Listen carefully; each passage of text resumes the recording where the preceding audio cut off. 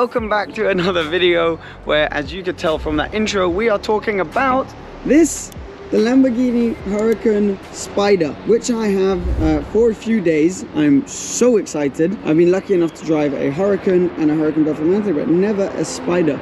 So super pumped about this. We're next to a busy road here. It's harder and harder to find spots where I can take my mask off and talk to you guys, because I think it is better if I don't have the mask on. And so here, at least there's no one around, so it's perfectly safe to be able to do this video. But this is it. This is the car, the LP610-4 four-wheel drive version of the Lamborghini Huracan.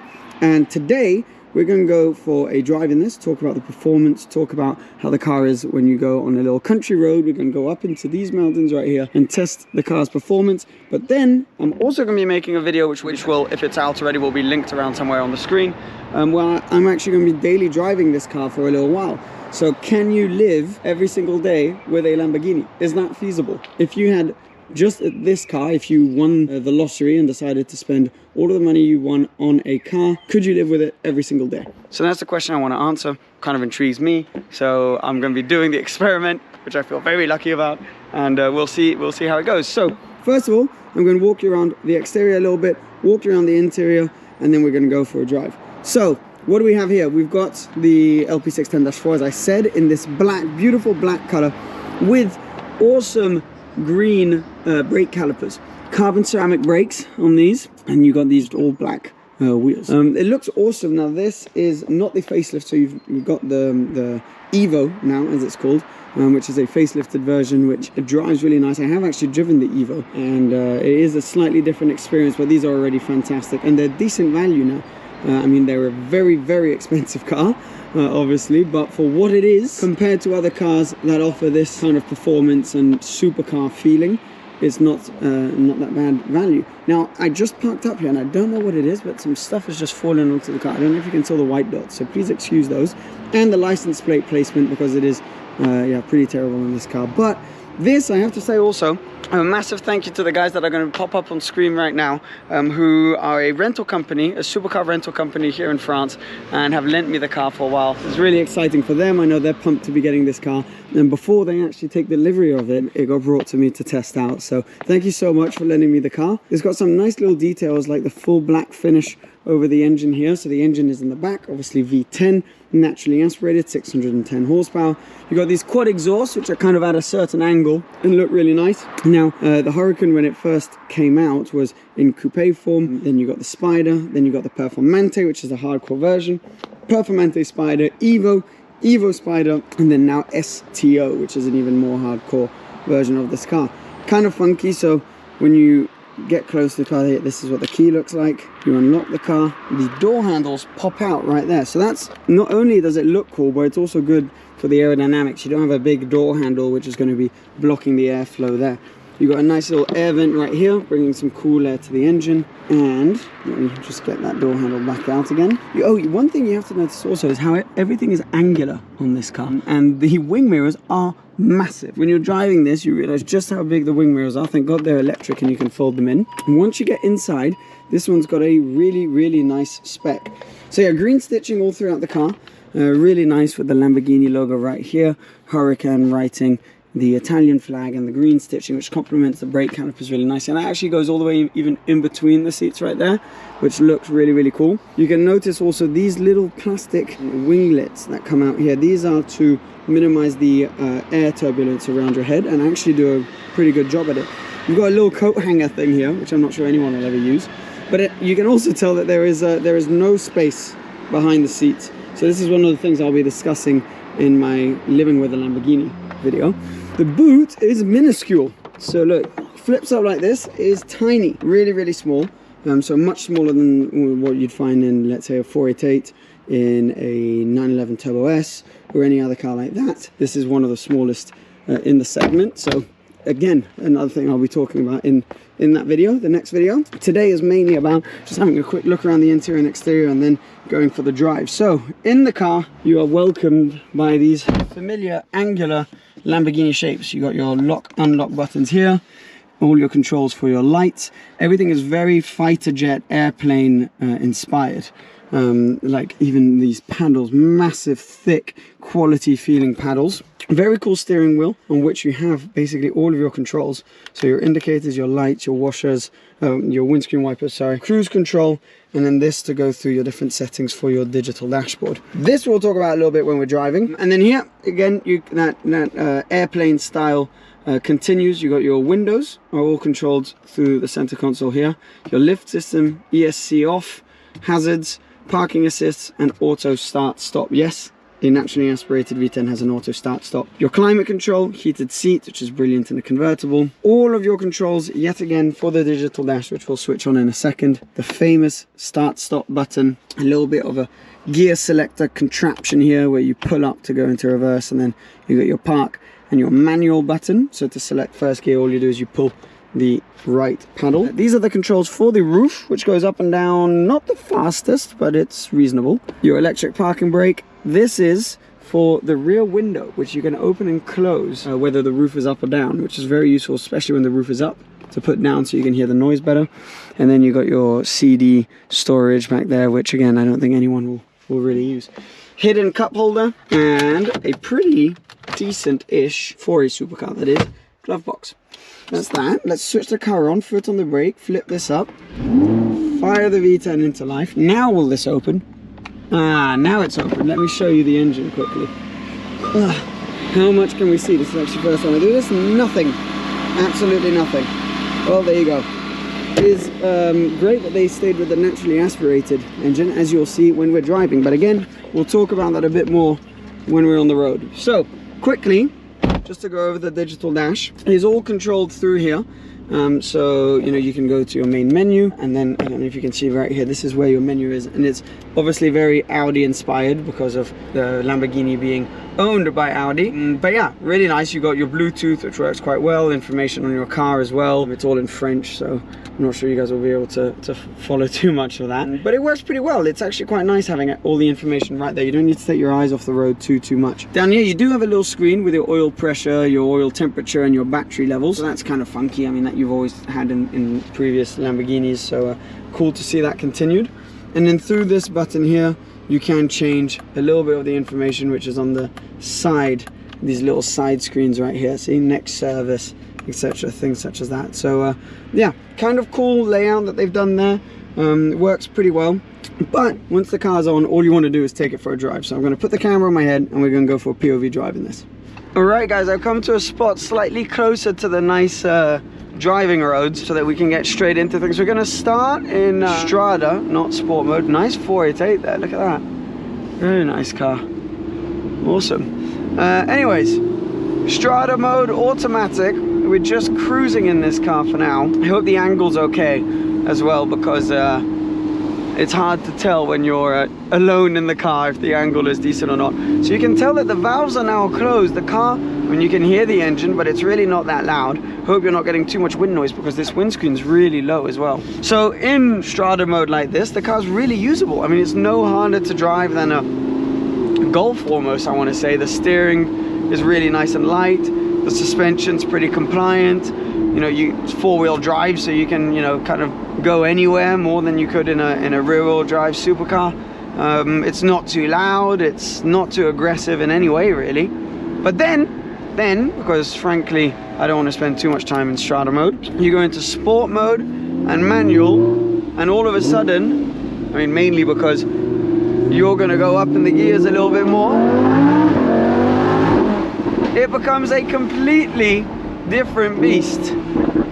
And valves open up, you get those pops and bangs. Now we're going to put the lift up right here, so the lift is controlled here.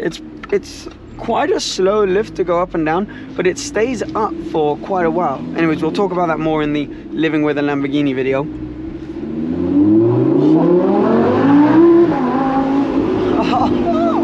That sound. Now it goes all the way up to 8,700 RPM.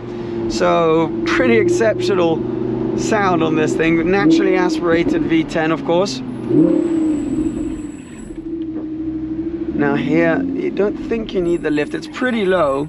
Now the brakes are pretty squeaky. Now sport mode, suspension becomes a little bit harder. Throttle response is a bit more instant. And the gearbox kind of livens up a bit. Fantastic gearbox. I mean, incomparable to what you had on like the Gallardo before and things like that.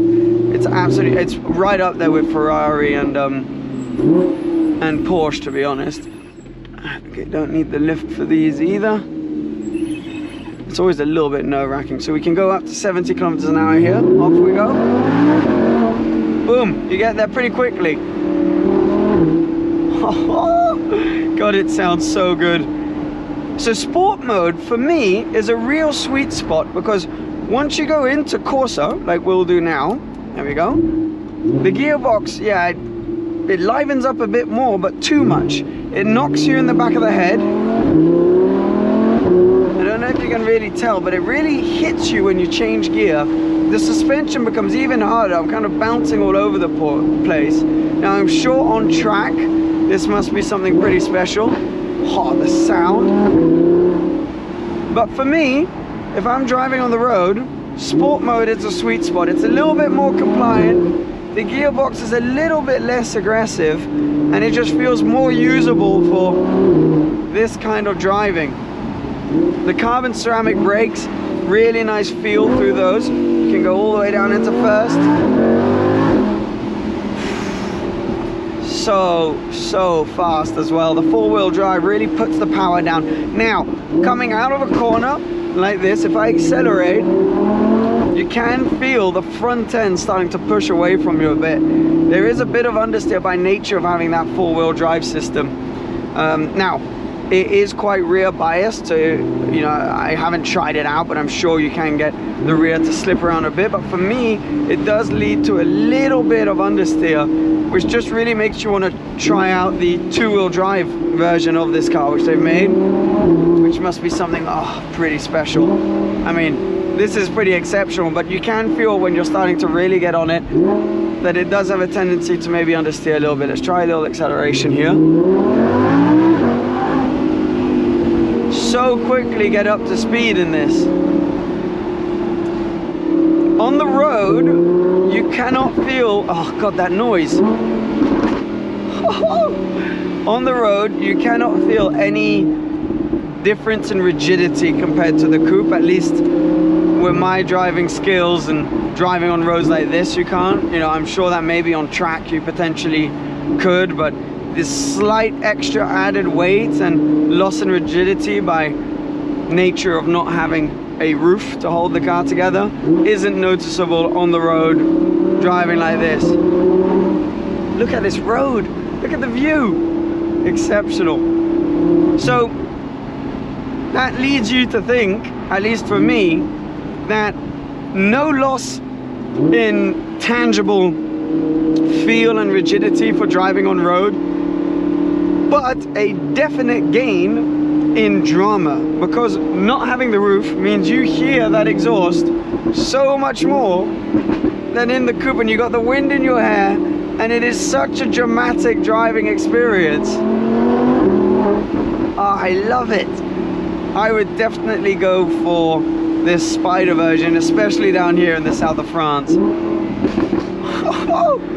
over the coupe. I wonder what you guys think about this kind of new style of video. I thought that seeing the road is maybe more interesting than seeing my face whilst talking to you guys about the car.